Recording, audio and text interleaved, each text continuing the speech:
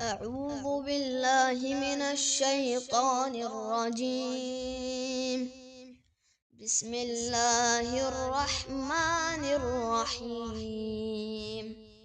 سبح اسم ربك الأعلى الذي خلق فسوى والذي قدر فهدى والذي أخرج المرعى فجعله غثاء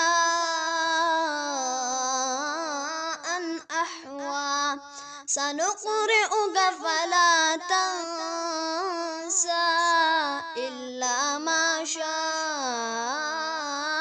الله إنه يعلم الجهر وما يخفى ونيسرك لليسرى فذكر إن نفعت الذكرى سيذكر من يخشى